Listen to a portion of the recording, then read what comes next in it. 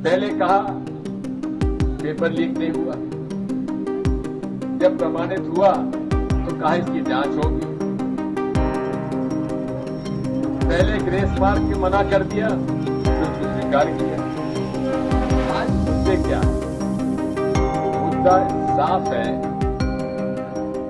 भाजपा के राज में जितनी भी नियुक्तियां हुई है, चाहे उत्तर प्रदेश में, चाहे छत्तीसगढ़ में, चाहे मध्य प्रदेश में, चाहे जहां भी हो, वहां भर्ती में घपला हुआ है। व्यापम का जो की प्रक्रिया थी वो क्या थी? व्यापक की प्रक्रिया भी वही थी, पेपर लीक हो, पहला कदम। जहां जहां भाजपा का राज रहा है और जब से मोदी जी की सरकार आई है, पूरे देश में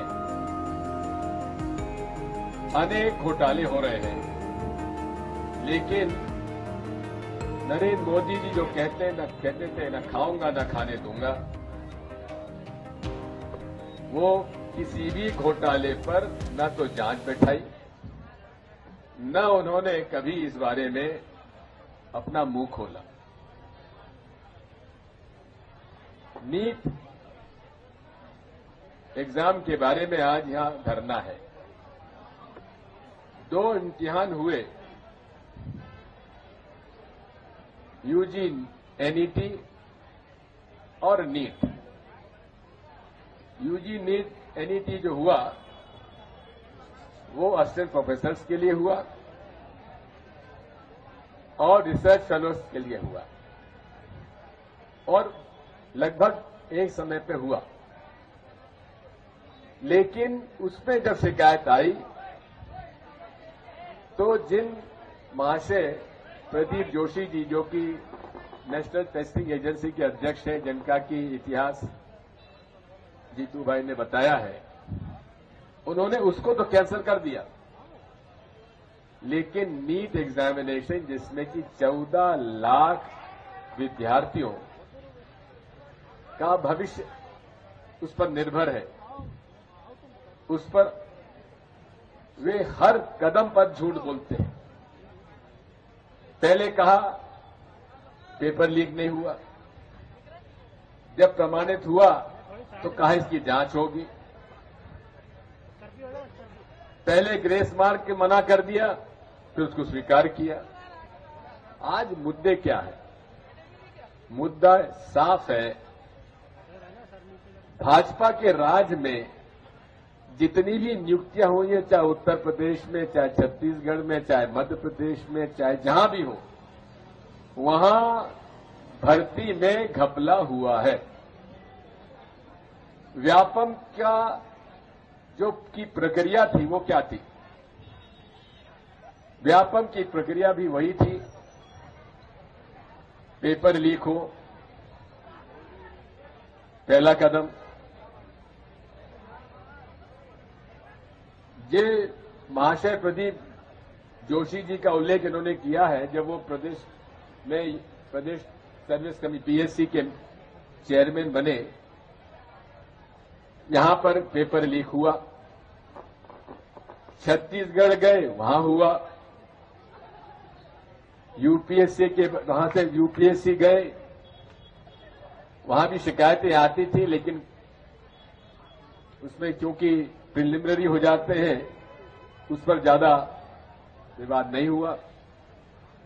और ऐसे ही व्यक्तियों को भारतीय जनता पार्टी चुनती है, जो कि खुद खाएं और खिलाएं और मनमर्जी से वो अपना काम करें।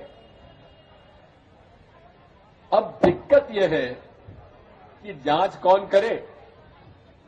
हमारे केंद्रीय मंत्री एचआरडी के, उन्होंने आज तक एक भी शब्द नेशनल टेस्टिंग एजेंसी के अध्यक्ष प्रदीप जोशी के बारे में नहीं कहा, जो लगातार झूठ बोलते जा रहे हैं और लगातार मंत्री जी को गलत ब्रीफ करके उनकी भी पोजीशन कॉम्प्रोमाइज कर रहे हैं।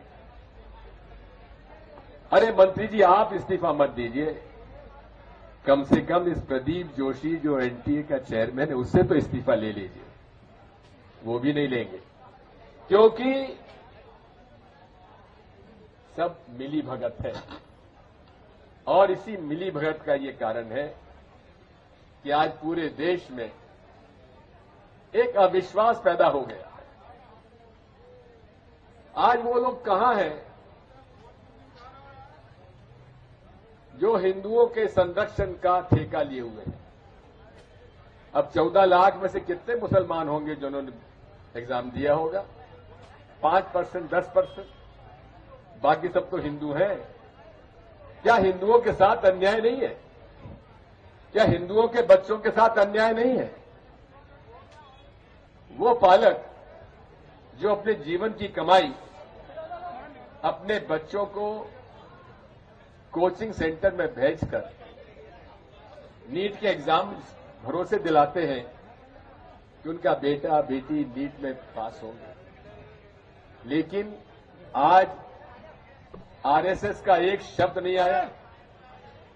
प्रधानमंत्री जी चुप हैं और एबीवीपी किनसे आवेदन देने गए? मंत्री जी को। आज तक उसकी कोई जांच नहीं हो रही है, और जांच का भी अधिकार किसको दिया गया? प्रदीप जोशी जी को। प्रदीप जोशी जी को भाई महावीर जी ने, जब मैं मुख्यमंत्री था तो जबलपुर में उन्हें योग्यता नहीं होने के बाद भी उन्हें प्रोफेसर बना दिया गया। हम लोगों ने इसका उल्लेख भी किया, लेकिन तब केंद्र में सरकार भाजपा की ही थी, अटल जी प्रधानमंत्री थे। कहने का मेरा मतलब यह है कि मूल रूप से जहां जहां एंट्रेंस एग्जामिनेशन के या नियुक्तियों के जहां भर्ती होती है, वहां एग्जाम पेपर लीक भी होते हैं, और कुछ चुने हुए लोगों को या तो पैसे से या फिर उनके संपर्क से उनका चयन होता है। व्यापम का घोटाला दो तरह का था। एक इंजीनियर मेडिकल कॉलेज में भर्ती का था, एक शासकीय नौकरियों में घोटाला था। Welcome to K-Mall, a premium project by Kaleen Group. K-Mall is in the heart of Kolkata's electronic, garment and lifestyle hub, Khidirpur. K-Mall, which is designed as a world-class mall, is the outcome of endless effort of our experts, combined with modern superb techniques and new age design. Book now